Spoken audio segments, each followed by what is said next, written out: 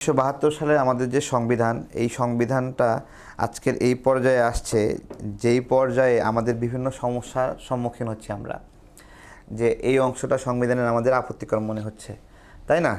তো সেই অংশটা কিন্তু আমাদের রাজনৈতিক শক্তিগুলো তাদের মতো করে সংশোধনীর মাধ্যমে তারা বানিয়ে নিয়েছে, যেটা 72-এর সংবিধানের মৌলিক অবস্থান থেকে সরে নিয়ে এসে তাদের মতো করে তত্ত্বাবধায়ক সরকার বানিয়ে বাতিল করলো, তাদের মতো করে এটা সরিয়ে নিয়েছে, যখন যার যেভাবে প্রয়োজন হচ্ছে কাটাছেঁড়া করেছে।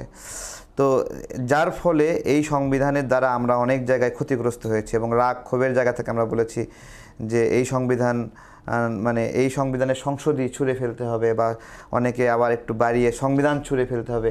সেটাও কিন্তু এই সংবিধানের বিকৃত সংশোধনীগুলোকে কেন্দ্র করেই ছিল, যা রাজনৈতিক চাহিদার ভিত্তিতে সৃষ্টি হয়েছিল। যেই কথা বলছেন যে দলের বিরুদ্ধে ভোট দেওয়া যাবে না, দেখুন, একটা দল তার প্রার্থীকে মনোনীত করেছে, সেই দলের প্রতিনিধি হিসেবে সে সেখানে থাকে। দুটো অংশ আছে, একটা হলো মৌলিক সিদ্ধান্ত, যেটা দলের অস্তিত্ব আপনার হলো প্রশ্নের সম্মুখীন হয়। সেই প্রশ্নে যদি দলের বিরুদ্ধে কেউ অবস্থান নেয়, ভেটোতে যায়, তখন তো সে তো দলকে ক্ষতিগ্রস্ত করছে, পুরা রাজনৈতিক সত্তা দলের সেটা আঘাত করছে।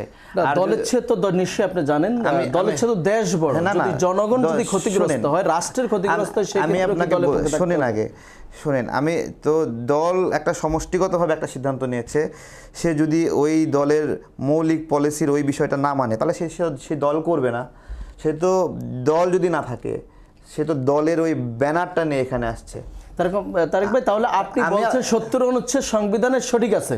আমি বলছি, এই যে একটা অবস্থান আছে যে দলের বিরুদ্ধে ভোট দেওয়া যাবে না, এই নিয়ম থাকা সত্ত্বেও সংসদের ভিতরে একই দলের লোক আরেক দলের কাছে অর্থমন্ত্রী ভুল ধরেনি। অর্থমন্ত্রী তো সরকারের অংশ ছিল, তাই না? তারপরে শিক্ষামন্ত্রী ভুল ধরেনি, সড়ক মন্ত্রী ভুল ধরেনি। তো এই ভুল ধরা কি দলের বিরুদ্ধে ধরা? দেখেন, এইটা কিন্তু দুইটা অংশ আছে। একটা হলো দল মৌলিক একটা পজিশন নিয়েছে নীতিগত কোনো বিষয়ে, সেই দলের ইমেজ এবং দলের মুভ, সেটা যে আমরা এইদিকে মুভ করব, সেই বিষয়ে এটা। এবং এই কারণেই কিন্তু একটা আসন কেনা বেচার মাধ্যমে একটা দলের একটা সরকার পড়ে যেতে পারে।